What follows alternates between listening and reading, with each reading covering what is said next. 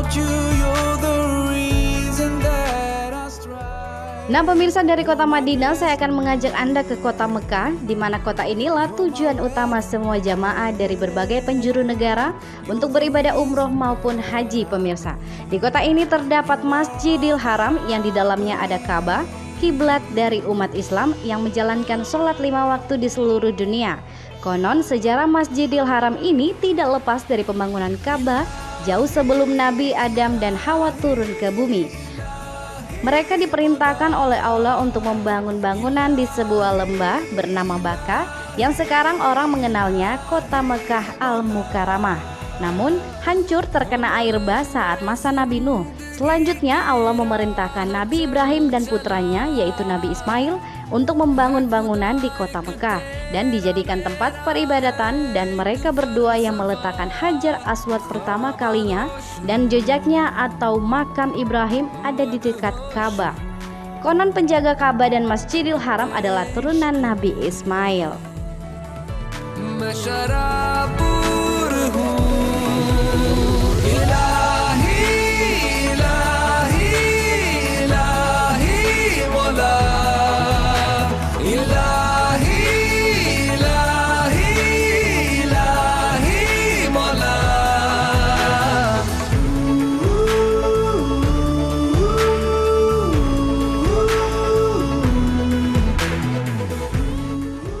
Kita sudah ada di segmen terakhir Torang Pasiar pemirsa, namun sebelumnya saya akan ke museum.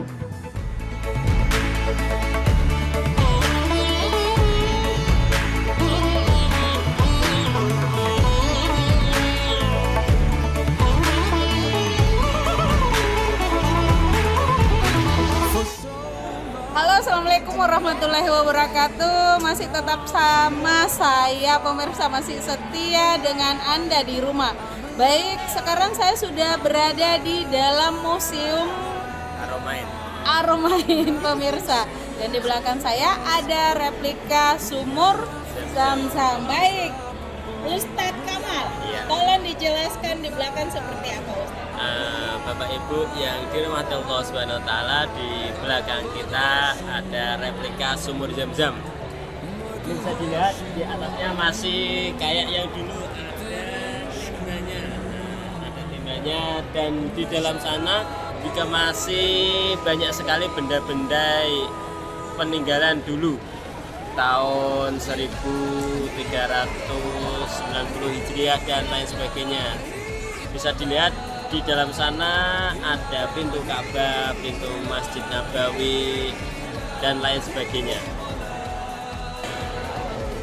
Di sini tidak tertulis tahun berapa, akan tapi pastinya Al-Quran ini ada ketika waktu Sayyidina Utsman menjadi khalifah, yaitu khalifah yang ketiga ketika Rasulullah SAW wafat.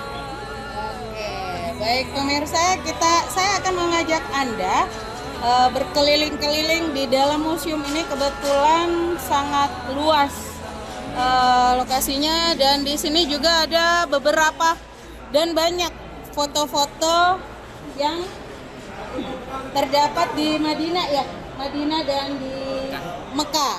Baik, selain itu pemirsa ada seperti situs ya. Seperti apa nih Ustadz? Bisa dijelasin? Yang di sebelah sana ada namanya jahitan atau tempat tenun untuk kain Ka'bah. Berarti orang Arab juga mengenal istilah tenunan tradisional juga ya Ustadz ya? Bisa dilihat di depan kita. Ini adalah replika di mana dulu kain Ka'bah atau selambu Ka'bah dibuat. Nah, inilah replikanya, kayak tenun seperti di Indonesia. Kita lanjut Ustadz. Dan ini adalah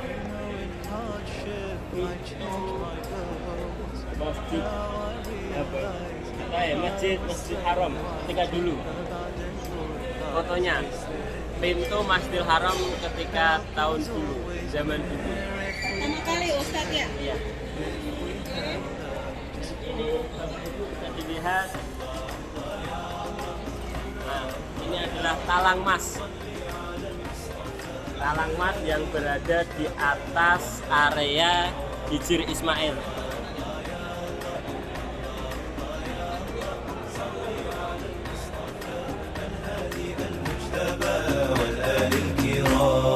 My life is empty without you. Nothing I've gained is without you. If you are pleased, my soul can breathe. Where would I be without you? My heart now flees these worldly dreams, yearning for mercy from you. Now I realize I was so unwise, abandoned your advice, faced with your trial. Help was always near if we persevered, if we held up just for a while.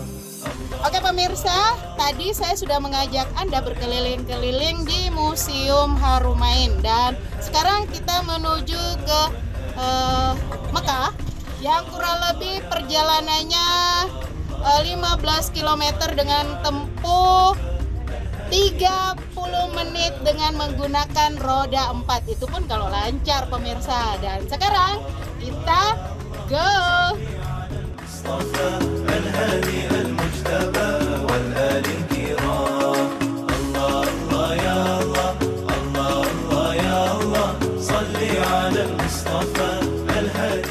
Setelah segmen 1 dan segmen 2 sudah membahas sejarah dan juga perjalanan kita di Madinah dan Mekah, pada segmen kali ini saya akan menjelaskan hal yang harusnya kita ketahui tentang umroh, yaitu yang pertama, apabila meninggalkan rukun umroh yaitu ihram atau berniat umroh, tawaf dan sa'i, maka umrohnya tidak sah dan wajib diulangi.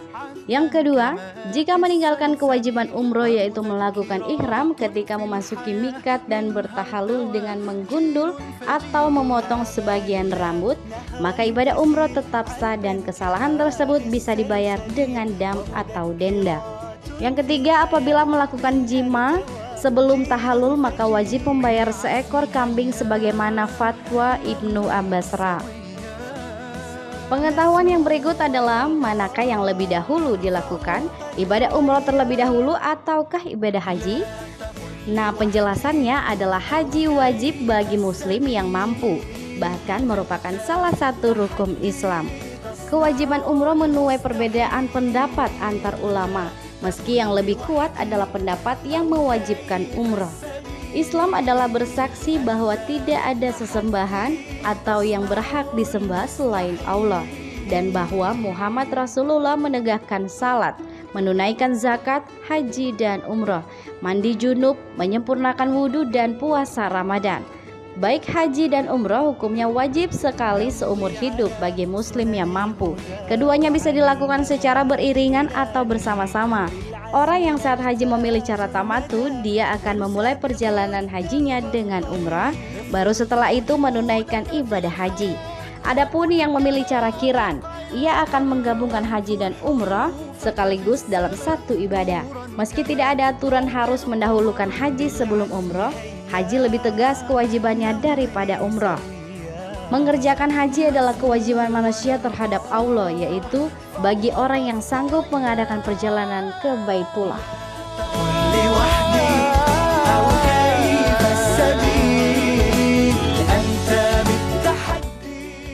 Baik pemirsa, usai sudah saya menemani Anda 30 menit loh ke depan di layar kaca Anda, dan masih saya Herawati dan Ustadz menemani Anda dari awal sampai akhir acara di Toran Pasiar. Baik Ustadz, mungkin ada pesan-pesan buat masyarakat dimanapun berada? Umroh dan haji bukan semata-mata bagi orang yang mempunyai banyak uang, akan tetapi umroh dan haji murni dari panggilan Allah Subhanahu wa Ta'ala. Oke Ustadz, makasih banyak ya telah menemani saya dan program Toram Pasiar dan masyarakat Papua dan Papua Barat dimanapun berada. Dan sampai ketemu lagi di acara yang sama, program yang sama, namun tema yang berbeda. Assalamualaikum. Higher than the clouds, your soul is so enlightening. What I give to see your face beaming with.